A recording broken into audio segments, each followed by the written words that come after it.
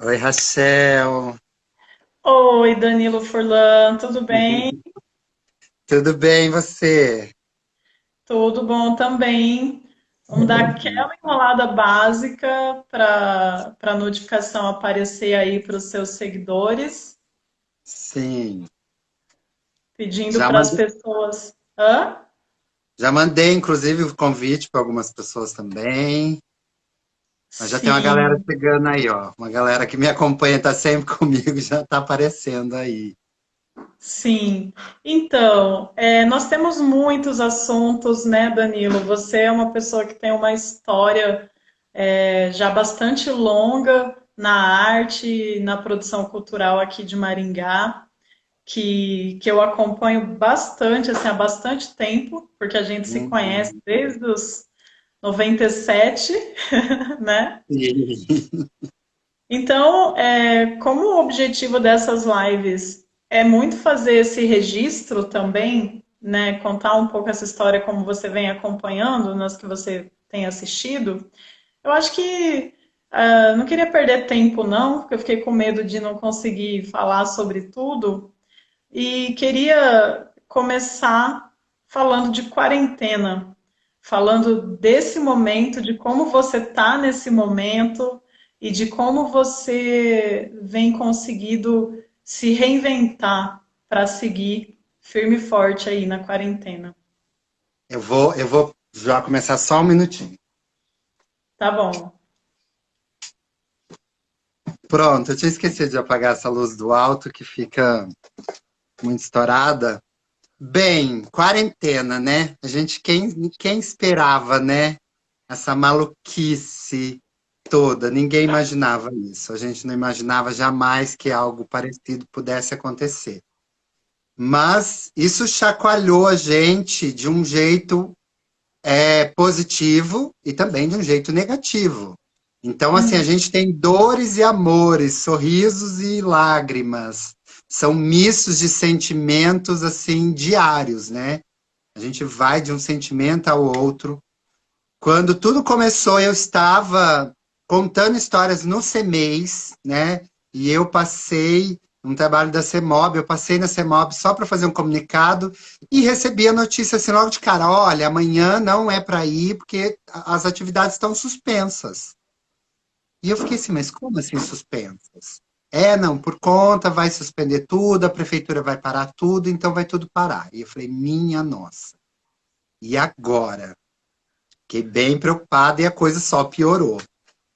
E Uhum. aí, eu acho que dentro dessa possibilidade, eu acho que os contadores de histórias, eu acho que eles foram os primeiros a utilizarem essa ferramenta. Eu falo isso acreditando nisso, que eu acho que realmente os contadores foram os primeiros a ir para essa coisa do ao vivo. Já tinha alguns contadores que faziam isso. E os contadores de histórias sentiram essa necessidade de vir para a internet e transformar a internet, que era algo que a gente repudiava quase, por conta de fazer um trabalho de resgate, olho no olho, olho criança, sorriso, né? Então a gente fazia um trabalho justamente ao contrário do que é a internet, que é o distanciamento, mas a gente teve que correr para a internet e usar a internet a nosso favor. Então, eu também logo comecei a fazer lives, comecei a contar histórias e comecei a conhecer outros contadores de histórias que eu nem fazia ideia que existiam, que estavam atuando, que estavam trabalhando. E aí rolou muito encontro, rolou muito papo. E aí veio o desespero no meio disso tudo também, né? E agora? O que eu vou fazer? Eu tive mais de 20 atividades suspensas, um festival de contadores de história no Mato Grosso, que foi adiado e por enquanto está adiado, uma feira literária de Bento Gonçalves, no Rio Grande do Sul, do qual eu fui convidado para ser patrono. Eu estava muito feliz com essa ideia, com essa informação, louco para anunciar, minha nossa, eu ser patrono de uma feira. O patrono do ano anterior foi o André Neves. Então, assim, é uma feira com uma importância. E eu nunca me imaginei patrono de uma feira. Eu achei que isso talvez demoraria muito. E quando eu recebi esse convite, fiquei muito feliz. E eu estava numa expectativa muito grande, aí veio isso tudo. A feira já, logo no começo, resolveu já suspender para esse ano e já deixar anunciado para o ano que vem. O convite permanece, eu estou feliz. Mas foram duas atividades grandes. Eu já estava, né? As duas já tinham passagens compradas, tudo preparado. Fora um monte de escolas e atividades, SESC, Encontro com o Autor. O município estava fechando um circuito para as bibliotecas, então parou tudo. E aí, meu Deus, e agora? E foi aí que eu resolvi, eu junto com outros contadores, eu entrei em várias frentes de trabalhos que a gente se juntou. Gente, vamos fazer, vamos fazer. Algumas deram certo, algumas funcionaram. A gente fez um projeto Teu Conto, Eu Conto, que era contadores de história, contando histórias escritas por outro colega, então cada um contava uma do outro, foi um circuito bem legal. E aí eu tive a ideia de colocar os meus livros no ar. Falei, vou colocá-los à venda. E quando eu coloquei à venda, eu não imaginava que esse alcance fosse ser tão grande. Outro dia eu estava comemorando a marca de 100 pacotes enviado para o Brasil todo. Eu já estou na marca dos 165 em pouquíssimo tempo. E foi assim, uma alegria e um salve, porque nesse momento é a renda que está me mantendo. Assim, aquele assim, hoje paguei uma conta que quando ela chegou, eu não tinha dinheiro nenhum, nenhum. Então, assim, eu imaginava que eu nem ia conseguir pagar. Hoje eu paguei a conta, fiquei assim, minha nossa, né? Gratidão. São 165 pessoas, são quase 500 livros já circulando. Eu acho que eu nunca vendi todo esse livro nem aqui em Maringá. Então, eu fiquei muito feliz. Não sei se eu já vou adiantando a coisa, mas eu mando assim, ó, num pacote. Eu aproveitei a sequência de um projeto. Eu realizei no Aniceto Mate, eu gosto de salientar isso, um projeto. Esse projeto Autor Presente. Foram 36 encontros nas bibliotecas, 4.200 crianças participaram desse encontro. Eu contava história, eu falava da ideia da história, como ela surgiu, do processo. O Marcos Verdeiro, que é ilustrador de 2 dos livros, levava as ilustrações originais, mostrava para as crianças, eles ficavam enlouquecidos. E no final, cada criança ganhava um livro autografado. Então, assim, a ideia do projeto era criar essa conexão da criança com o livro, com o autor, com o ilustrador, e para que ela tivesse uma relação com o livro diferenciada. A ideia é que ela entendesse o livro como uma ligação mesmo. Eu conheço o autor, eu ouvi ele teve eu fui na biblioteca. E aí eu fiquei pensando o que fazer. Eu falei, não, o projeto está aí, gente. Eu coloquei num pacote, ele vai, todos autografados, então foram já 165 pacotes, todos autografados por mim, pelo Marcos Verdeiro, que é o ilustrador do Sai Pra Lá, Vira Lata, e do Quando o Cheiro da Chuva Vem, e vai também uma história de Naitá. E vale lembrar que esses livros são todas publicações que eu faço independente. Nenhum deles tem apoio ou patrocínio, né? Que pena, né? Porque a gente poderia e deveria, inclusive. Mas, né, eu tô vendo a Publisha, que é a editora, a Ângela, a Cristina, que são escritoras da nossa cidade, uma galera que está nessa luta de escrever, de publicar, de fazer o livro chegar. Então, eu estou muito feliz com o resultado disso tudo, assim. Que bom, parabéns, Danilo, parabéns. Eu lembro que no começo foi bem difícil, né? Porque dá um baque emocional muito grande que a gente fica um pouco sem forças para pensar. Mas Muito. com os parceiros, os amigos, né? Tantas pessoas ajudando, dando ideias, incentivando e o diálogo, porque acho que você é a pessoa que mais fez live nessa quarentena até agora, né? Acho que você já contou quantas lives você já fez ou já participou desde o começo da quarentena? Hoje, você sabe que hoje eu fui contar, porque eu tenho um fly, assim, da participação de todas elas. Essa é a de número 52. Olha Então, isso, nesses gente. 3 meses, eu fiz 52 lives. Teve um momento lá no começo que eu fazia 2, eu cheguei a fazer 3 lives, assim, por dia, sempre participando de conversa com pessoas. No início eu passava 1 hora em live contando várias histórias, conversando com a galera. E isso foi Uhum. muito importante para mim, foi muito importante, está sendo muito importante a cada papo. É gostoso saber que as pessoas entram aqui, participam, deixam uma palavra de carinho, falam de uma história, agradecem. É muito gratificante isso tudo, é muito legal. Sim, imagina, a gente está indo para 60 dias de quarentena, se não me engano, que eu acho que foi no dia 16 ou 19 de março, né, que saiu o decreto. E a gente está no dia 10 de junho, você já fez 52 lives, é bastante. Danilo, queria agora Março, abril, maio, junho, já vão para 3 meses de. isso, então, imagina, 90, né? É louca. Meu Deus do céu. A gente tá Não sabe fazer conta. Mas eu queria voltar lá para os anos 90 ou antes, não sei, e queria que você me contasse o começo da tua história, como é que começou tudo isso, esse teu envolvimento com arte, como é que foi? Porque eu acho que você passou por várias coisas, né? Você é um artista múltiplo, que faz muitas coisas, então eu queria que você me contasse um pouco sobre isso. Eu comecei, na verdade, participando sempre muito. Eu ia no teatro, né? Eu assisti a Márcia Costa em espetáculo dela lá na década de 90, Itaécio Rocha em espetáculo em Maringá. Eu era uma criança, eu tinha 10, 12 anos. Eu e o Fernando Nascimento, meu amigo, a gente ia de bicicletinha para o centro, no caminho que a circular fazia, porque a gente não sabia cortar a cidade.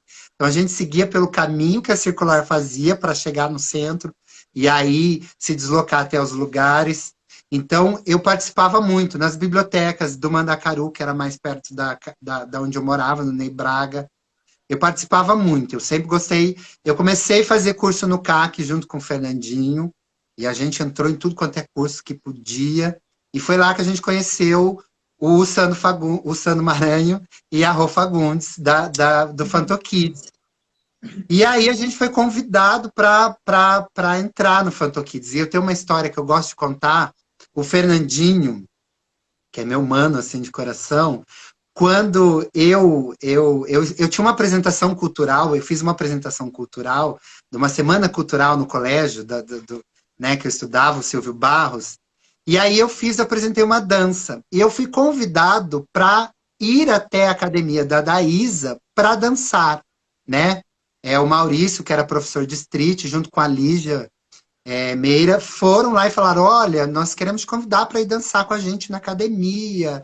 A gente viu você dançando, a gente achou que você tem uma desenvoltura e tal. E eu fui e levei o Fernando. Uhum. A gente começou a fazer aula no CAC, a Rô e o Sandro convidaram o Fernando para ir fazer teatro de bonecos e eu fui junto. O Fernando ficou na dança, eu fiquei no teatro de bonecos. Então a gente fala que a gente se presenteou, né? A gente presenteou um ao outro os nossos caminhos. Então, quando eu Sim. comecei a participar das atividades do Fanto Kids, eu já entrei, conheci as meninas das bibliotecas, Fernanda, Zeri, Cirlei, as meninas todas. É, e já recebi esse estímulo de contar história. Eu já ouvia, eu já sabia, e aí eu já passei a contar histórias. Então, eu já estava em espetáculo com Fanto Kids, então a gente foi desenvolvendo. E a primeira história que eu contei foi a Pastorinha de Porcelana, inclusive Que com você conta até peças. hoje. Conto, inclusive eu partilhei esses dias e contei essa história das peças de porcelana que eu ganhei da mãe da Fernanda, que na época já tinha 50 anos de história, então hoje já tem 70 anos de história.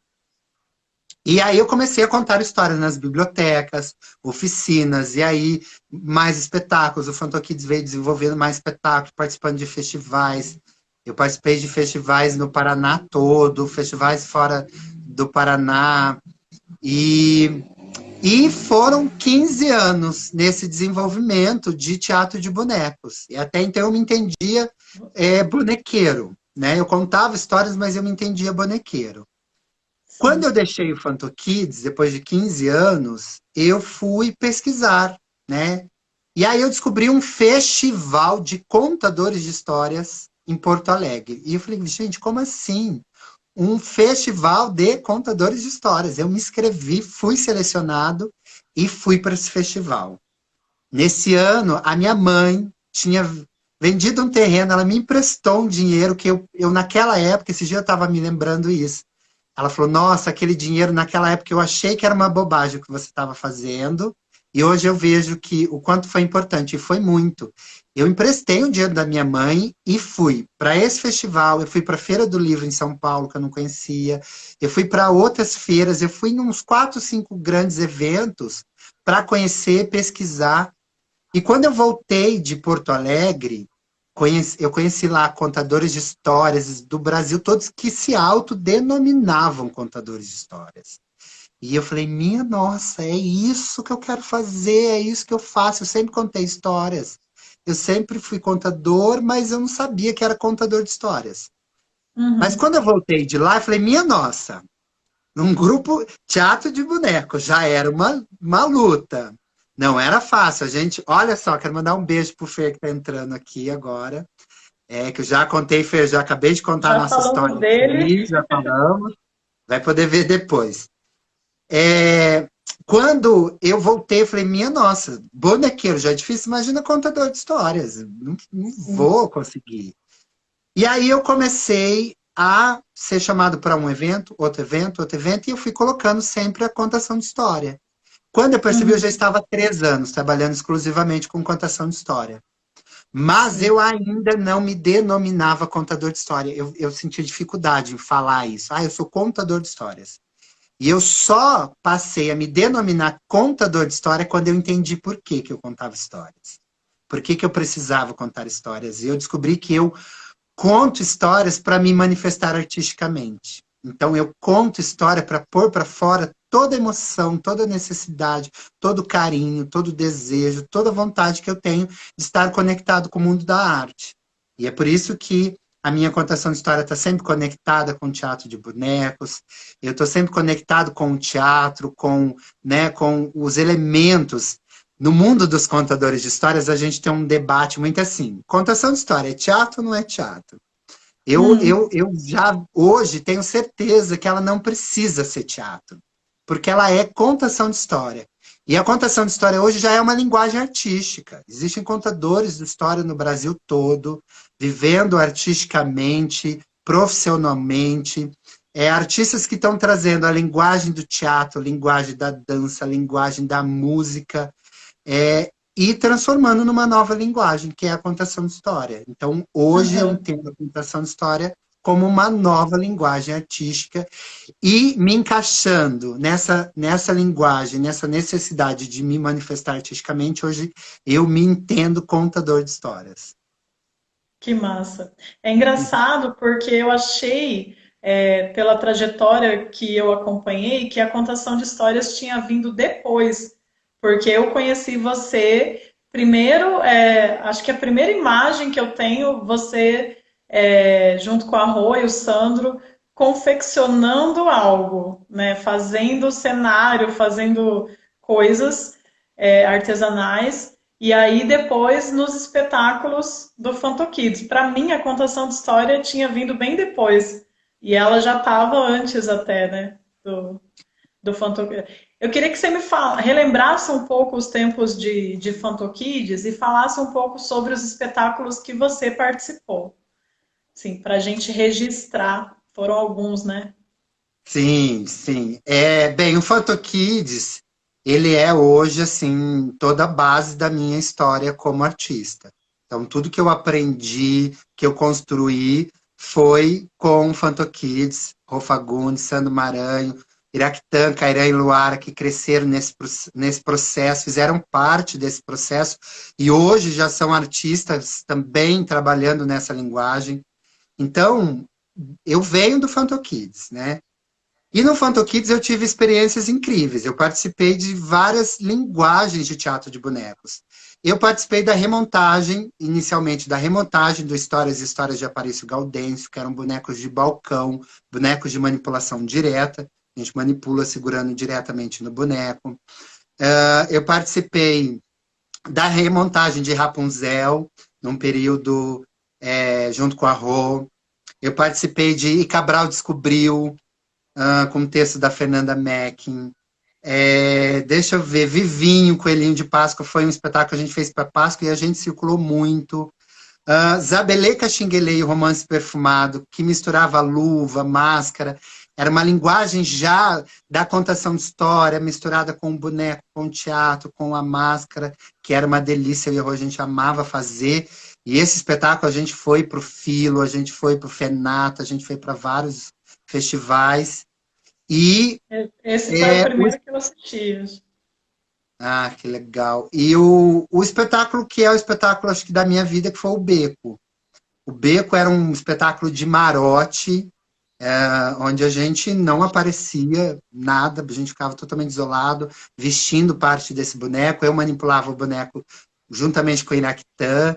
Então foi um trabalho de muito ensaio, porque eu manipulava cabeça e boca, o Iraquitã manipulava os braços, a Rô cabeça e boca, a Luara braços.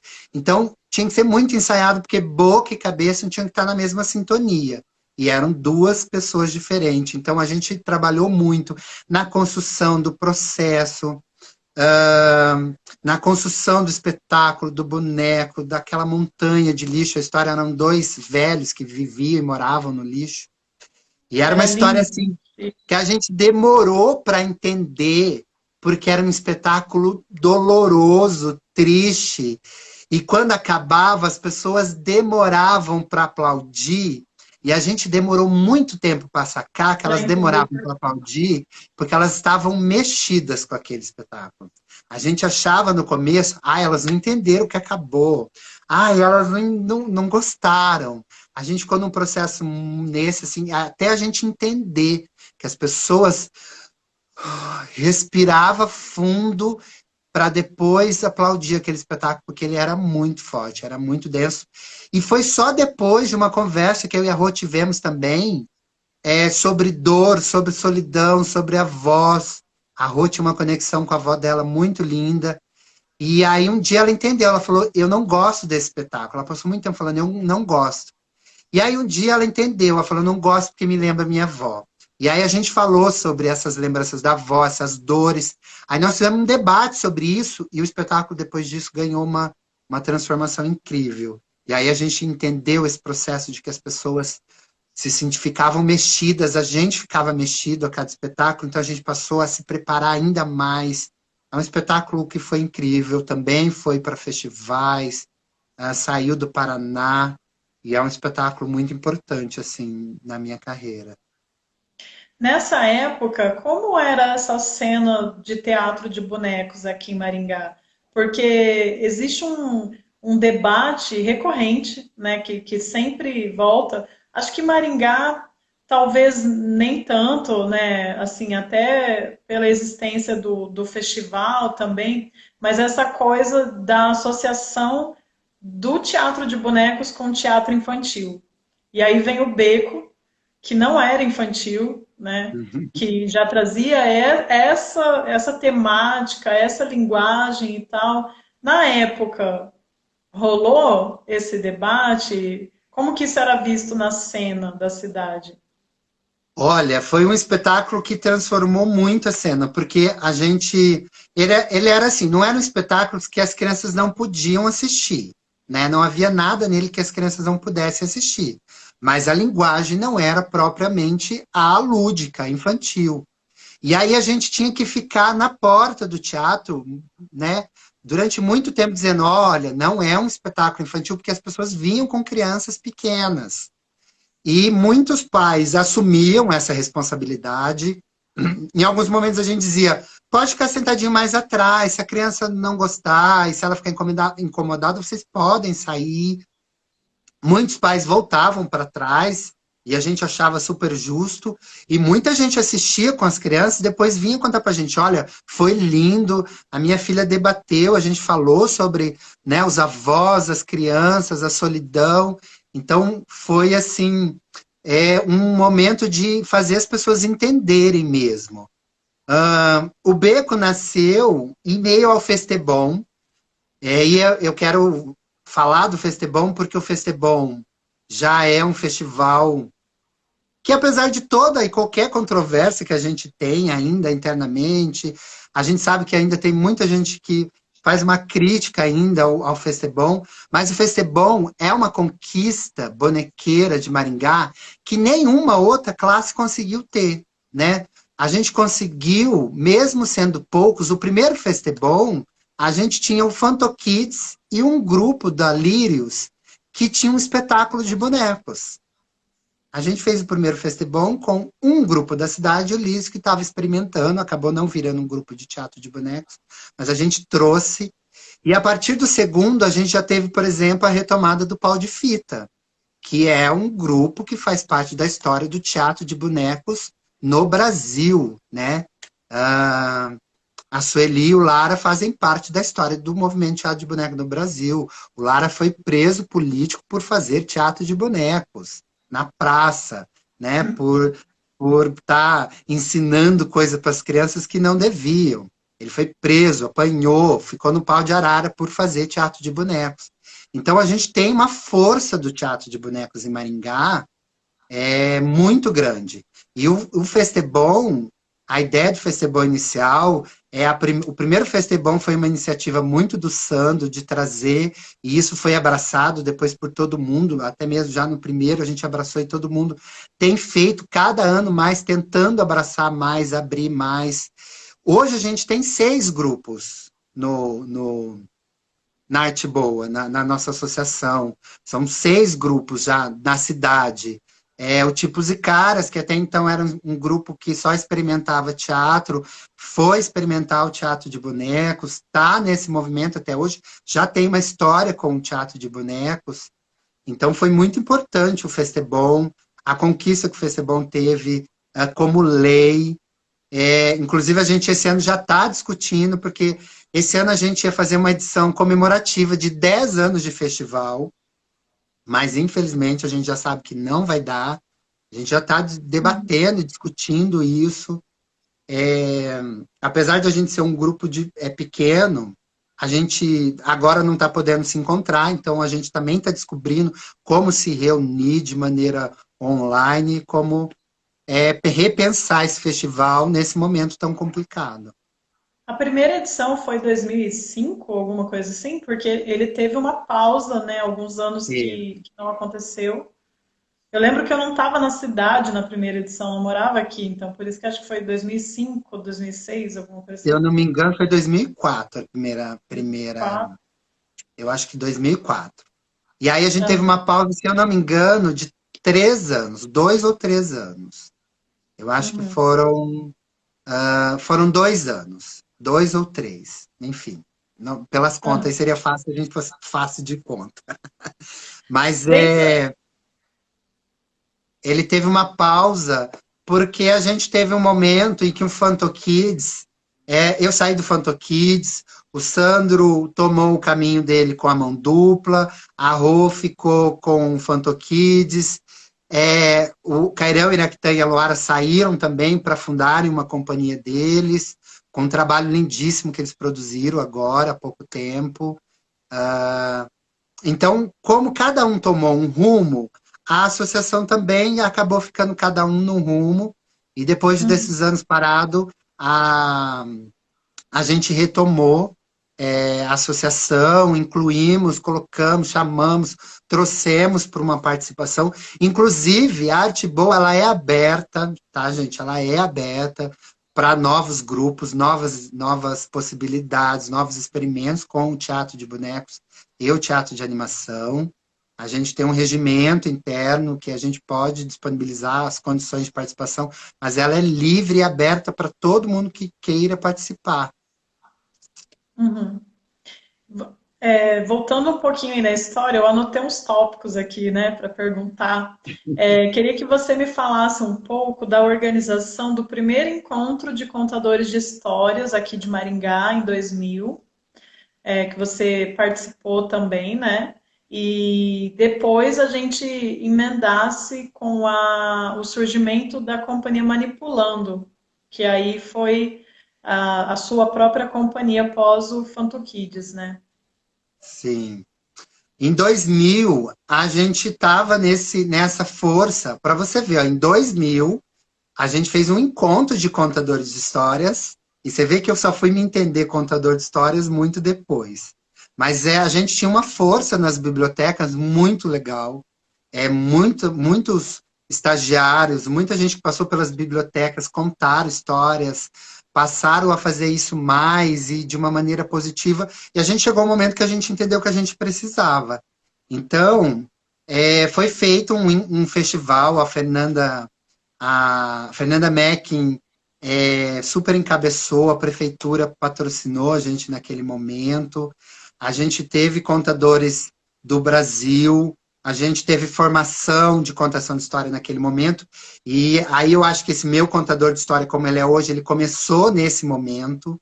A gente teve formação, a gente teve espetáculos, a gente teve o pai do Mário Donadon, é esse o sobrenome, Isso. né?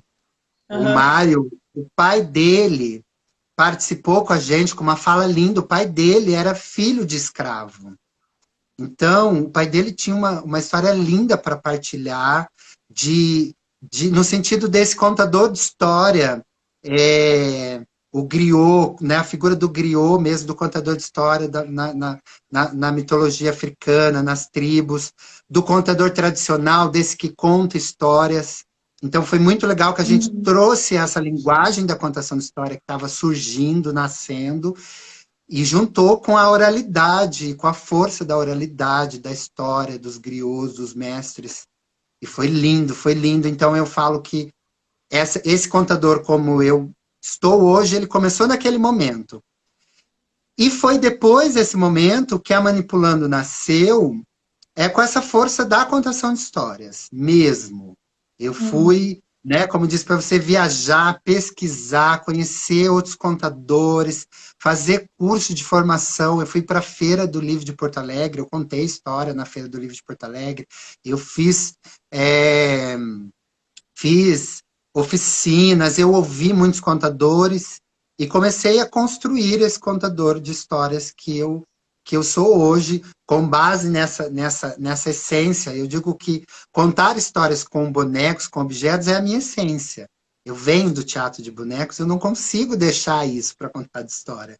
E teve um momento que eu, inclusive, eu entrei muito em crise, porque existia contadores, como existe, amigas que contam história com a força da oralidade, vão lá e contam, e eu falava, minha nossa, que coisa mais linda, eu quero fazer isso também, porque eu uso boneca, eu uso um monte de coisa, eu carrego um monte de coisa. E aí eu entrei muito numa pira, e aí eu montei algumas histórias só contando. E fiz isso.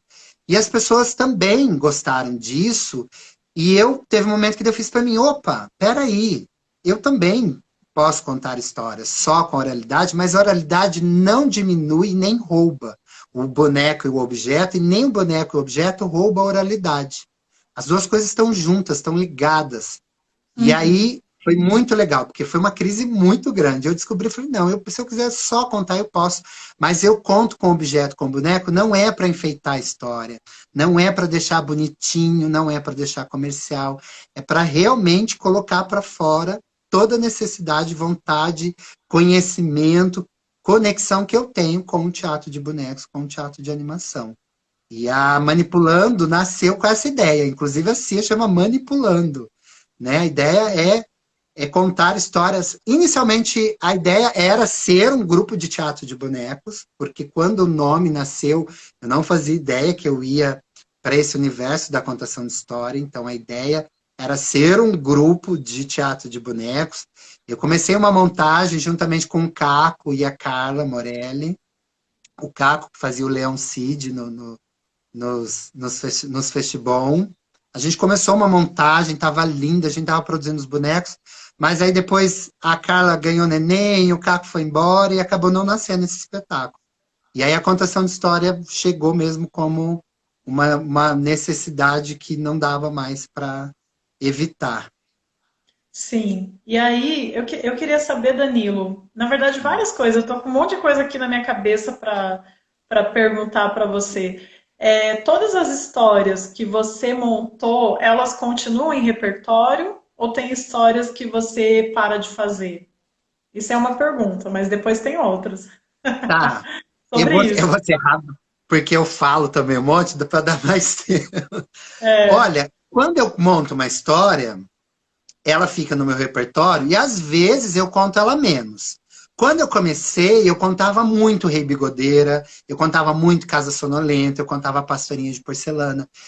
E eu contei essas histórias muitas e muitas e muitas e muitas e muitas e muitas vezes. E aí eu comecei a sentir vontade de produzir novas histórias. E aí eu comecei a produzir novas histórias e passei a contar mais essas novas e deixar essas. E elas foram ficando. E aí o repertório foi sempre surgindo novas e deixando as de trás, novas deixando de trás. Mas, e aí eu entendi que eu podia voltar em todas elas, revisitar todas elas, contar todas elas. Eu retomei, eu gravei agora há pouco tempo, tá no meu Instagram, a Pastorinha de Porcelana, que já fazia muito tempo que eu não contava. E aí eu retomei ela e descobri que ela está muito viva dentro de mim, que ela tem a história já dessa história, que ela carrega uma história com a força da história, dos objetos, daquele texto que eu digo, daquela história do Anderson, que tem uma história há mais de 100 anos sendo contada, recontada, recontada. Então as histórias elas ficam hoje já assim, ó, na manguinha. aham, aham. E você tem quantas histórias em repertório, então, atualmente, que você pode contar? Olha, com montada com bonecos, objetos, com um trabalho de construção, eu tenho cerca de umas 15 histórias. Algumas eu conto muito mais, algumas muito menos, mas eu tenho umas 15 histórias, assim, Pelo menos pronto. nesse momento, né? Porque elas já Pelo tiveram o menos. tempo delas também, como você Sim. acabou de falar. E Uhum. como é para você o processo de escolher a história que você quer contar? Porque como você falou que isso tem a ver com a sua expressão enquanto artista, e você também trabalha muito, não só, mas muito mais com o público infantil, né? Pode-se Uhum. dizer. Sim. Como que é essa questão para você, da escolha da história, do tema e tudo mais? Olha, eu nunca contei uma história, e agora posso dizer, escrevi uma história para fazer a criança entender alguma coisa. Ah, eu quero que ela entenda que não é para fazer bullying. Eu não nunca escolhi uma história com esse intuito. Todas Uhum. as histórias que eu conto, eu escolhi porque elas mexeram comigo, porque elas me encantaram, porque elas me trouxeram um olhar que poderia ser transformado em bonecos e objetos, que poderia ser legal, que poderia ser lúdico, que poderia trazer uma linguagem conectada com a linguagem que eu tenho. Então, eu sempre escolho porque ela me move, ela mexe comigo. Eu gosto dela, eu nunca contei uma história que eu não gosto. Ah, eu não gosto dessa história. Eu lembro que a Pastorinha de Porcelana, quando eu comecei a montar, eu me dei com uma palavra que me incomodava muito, que era a palavra desgraça, que é da falta de graça, na verdade, né? A palavra desgraça é da não graça. Mas para mim falar desgraça era muito forte. Eu não conseguia, eu não gostava. E aí o Sandro, que fez a direção dessa história, falou: troca por outra palavra. E aí eu falei: é? Ele falou: é. Qual outra palavra? Eu falei: desastre. Ele falou: pronto. E eu falei: minha nossa. E aí eu descobri que, por exemplo, se tem alguma coisa, uma palavra que me incomoda e eu gosto e eu quero falar dessa história, eu posso trocar essa palavra. Desde que ela não mude o sentido da história que eu estou contando, que ela não mude o contexto, eu descobri que eu posso fazer isso, mas eu sempre conto uma história que eu gosto, que me move, que me toca.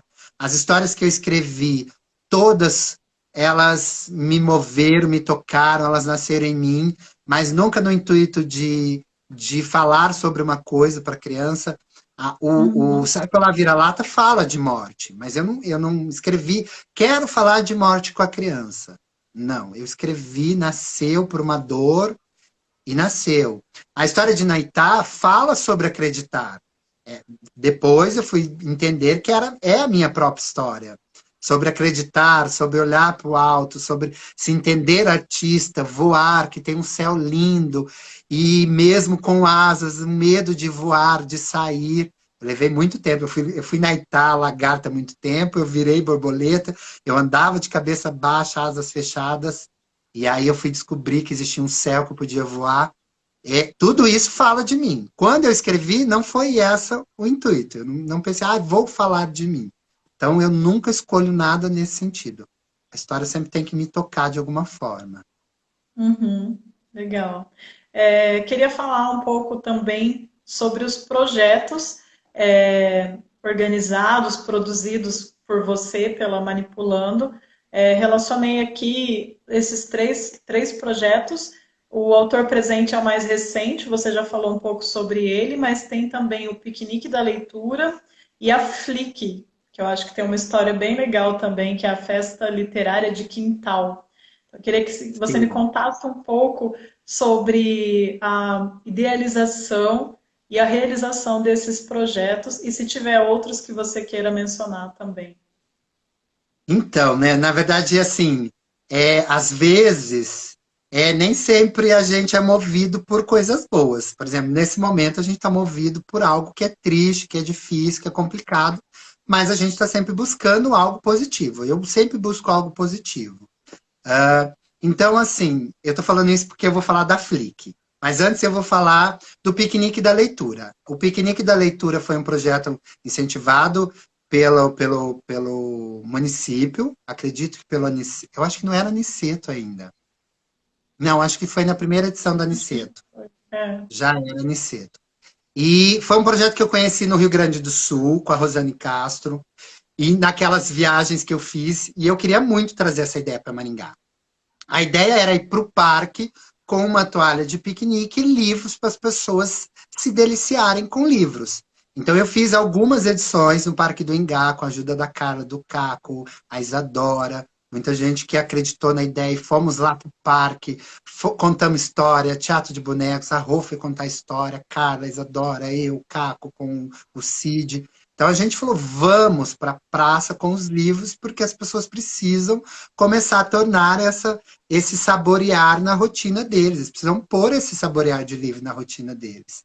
Então, a gente fez vários, assim, de maneira intuitiva, sem nenhum patrocínio. E depois que ele estava pronto, surgiu o Aniceto e eu escrevi, ele foi aprovado, e aí a gente fez 12 encontros nas praças, todas periféricas, assim, praças dentro de bairros. Foi muito legal. Foram 12 contadores de histórias que vieram do Brasil todo para contar histórias, os contadores de Maringá. Nós tivemos contadores incríveis e foi muito legal. E a Flick é uma ideia que eu amo, que é linda, que é uma feira literária de quintal. Esse ano vai ser impossível. O ano passado, se bem que, gente, tô tão maluco, foi. Não, o ano passado, não foi começo desse ano, não. O ano passado a gente teve Flick com lançamento de livro com a Vanessa Merick, que é uma autora de São Paulo, que publica pela editora Giostre, veio lançar o livro na Flick. Eu lancei os meus livros na Flick. Por quê? A gente tem uma feira literária em Maringá. E aí teve um ano, e aliás, todo ano eu quero pontuar aqui que eu vou lá brigar com a Flynn para dizer eu sou um escritor dessa cidade, estou na luta, tenho livros publicados, mereço o reconhecimento como autor, mereço estar nessa feira. Enfim, e às vezes a gente ganha não. Aliás, várias vezes. Entendo que muita gente está nessa luta, mas eu vou sempre lá brigar e ouvir alguns não muito injustamente. E teve um ano que eu recebi um não, e eu falei, pois quer saber? Eu não vou na Flinha, eu não vou, mas eu vou fazer uma feira para mim, vou estar nela e vou trazer todo mundo nessa feira. Foi uma feira, assim, ela nasceu com essa coisa de vou fazer, eu não tô lá, eu vou estar numa feira. E aí, assim, Raiva. lógico que era essa raiva, era assim. Raiva Mas depois, criativa. mas depois foi lindo. Eu, lógico, preparei com muito carinho. E a primeira Flick passou pela minha casa, eu não fazia ideia. A gente abriu a casa toda, colocou os móveis para fora, tinha livros, o pau de fita veio, a Rô contou história, eu contei história, a gente lançou livro, eu lancei o Sai Pra Lá Vira-Lata, e passaram na minha casa quase 500 pessoas. Em um dia, em uma tarde. Então eu falei, minha nossa! E as pessoas que vieram, eu fiz inclusive no Dia das Crianças, e no Dia das Crianças tem milhares de atividades acontecendo em shoppings e outros lugares. E as pessoas vinham e diziam, nossa, Danilo, eu fiquei tão feliz de saber deste evento, porque ele sai daquele circuito comercial, a gente ficou muito encantado. A galera veio e ficou, teve um momento que o quintal, a casa estava lotada, as apresentações, porque as pessoas necessitavam daquilo. E eu falei, gente, as pessoas estão necessitando disso, elas querem isso. E aí eu realizei mais algumas, eu acho que foram 4 ou 5 edições da Flick. Esse ano ela ia acontecer, mas infelizmente ela não vai mais. E passaram por aqui escritores, autores. A ideia esse ano era já ampliar para os escritores de Maringá, começar a convidar, trazer. E a última que foi feita foi dentro do convite à literatura. Foi muito legal, ela foi selecionada. Quero salientar aqui a importância desse convite também para o espaço da literatura. E graças a esse espaço, ela aconteceu, inclusive, com cachê para quem estava participando. Foi muito legal, porque a gente até então tinha feito sem nenhum apoio, e com apoio a gente consegue também valorizar os contadores, os artistas e pagar cachê, o que é muito legal, assim. Uhum. Enfim, é isso. Depois ela, se não me engano, acho que daí vocês começaram a ter toda uma organização que já tinha barraquinhas com comida. Não foi uma coisa meio assim, porque ia muita gente para eles ficarem mais tempo, coisa de comprar para Foi comer para porque não precisar sair. a gente notou que a galera estava chegando com as crianças às 2 da tarde e ficando até às 6, quando acabava. E aí, a gente, em algumas, disponibilizou água, suco, bolo. E aí a gente entendeu que a gente podia somar com algumas pessoas, produtoras independentes, que vieram fazer venda desses produtos com preço super acessível. Ah, e a gente tinha, além desse produto, a gente tinha também o produto que era gratuito. A ideia é que a gente não virasse só a questão do comércio, a questão era ajudar aqueles produtores, mas tinha, por exemplo, bolo disponível gratuitamente, suco, e tinha o bolo que era da venda. E a galera entendeu isso e consumia, comprava. A gente teve várias pessoas, barraquinhas, pessoas, livro. A gente teve um bazar com a Euná, com camisetas. Foi muito legal, foi muito legal. Uma ideia que eu gosto, acredito e espero poder voltar com ela logo. Vai voltar sim, com certeza. Teve um projeto que você fez também pelo Via Par Cultural, né? Que foi por cidades, pequenas cidades da região. Foi o piquenique ou era outro Foi. projeto, né? Não, foi uma edição também do piquenique. O piquenique da leitura, ele aconteceu em vários momentos. Aquele momento lá que eu fiz com a galera, que a gente fez, indo para a praça. Depois teve patrocinado. Eu voltei em piqueniques em outros espaços alternativos, escolas, em algumas vezes sem patrocínio também, mas por entender que existia um projeto que precisava receber aquilo.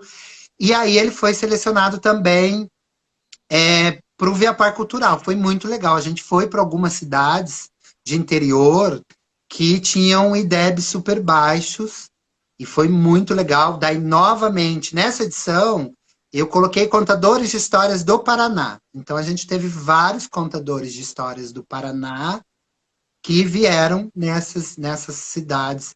Não vou falar porque eu não lembro o nome de todos, porque eram nomes diferentes, mas foram acho que Sim. 3 ou 4 cidades. Foi muito legal esse patrocínio Via Par. Aliás, lamento que esse projeto também não aconteceu. Espero que ele volte a acontecer. Da Via Par Cultural era um incentivo muito legal para a cidade. E eu lembrei da Flick, que a gente fez uma edição londrina.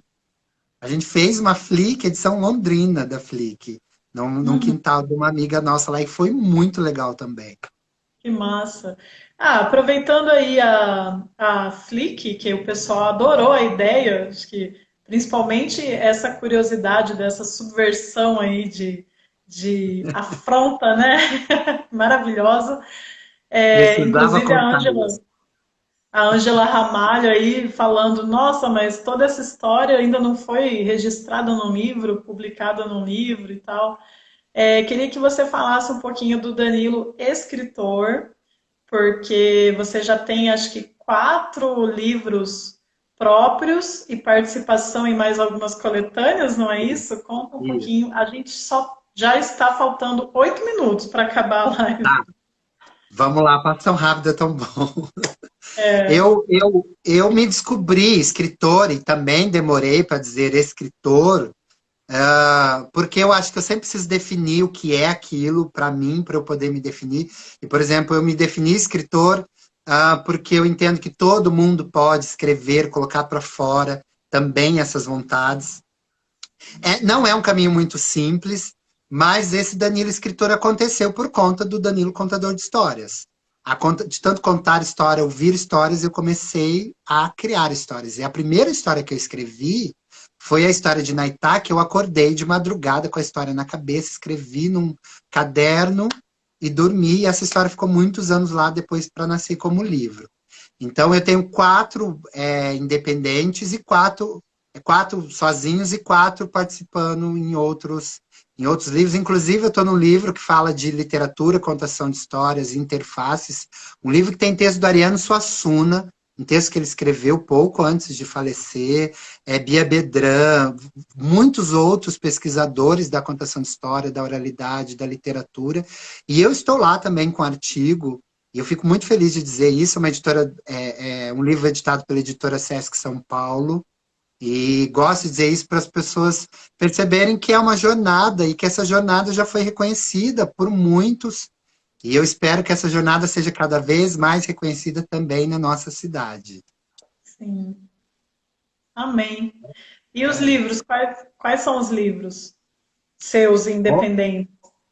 Olha, eu tenho o Menino de Boné Verde, a Senhora de Chalho Amarelo e a Menina de Óculos Vermelho, que é uma história Oi? que nasceu para falar de trânsito. Ela nasceu, essa eu falei, eu nunca escolhi. Essa nasceu para falar de trânsito, mas ela nasceu também de uma maneira muito literária. É bem legal. Essa foi publicada por uma editora em São Paulo, a Giostre.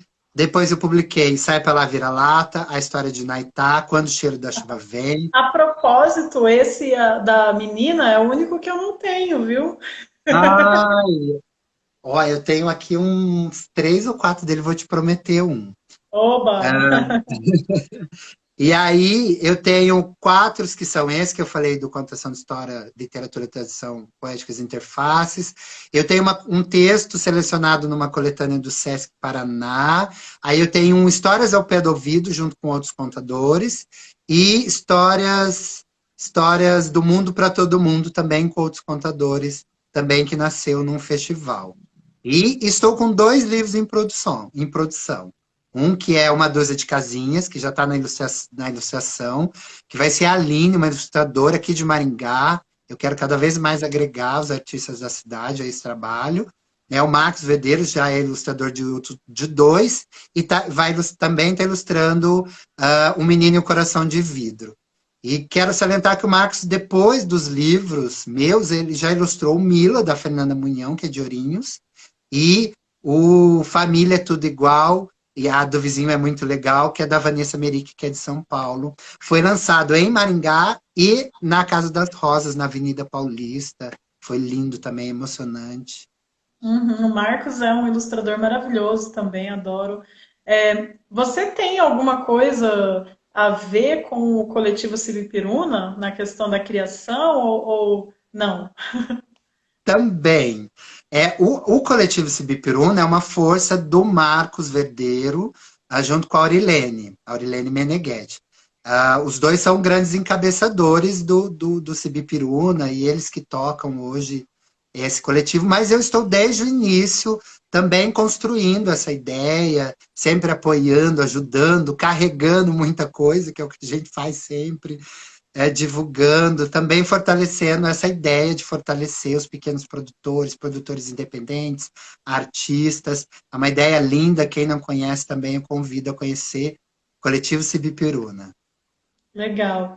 Danilo, nos nossos 3 minutos finais, caso você queira falar alguma coisa que passou batido, fique à vontade. Mas eu queria muito perguntar, aproveitando o gancho aí da Ângela e toda essa nossa conversa, como você faz o registro da sua história, da sua trajetória? Como que você cuida da sua memória como artista? Eu tenho, eu faço desde o princípio, e isso foi uma coisa que eu aprendi com os artistas de Maringá. Eu acho que a primeira pasta que eu vi com recortes foi do Ricardo Leandro.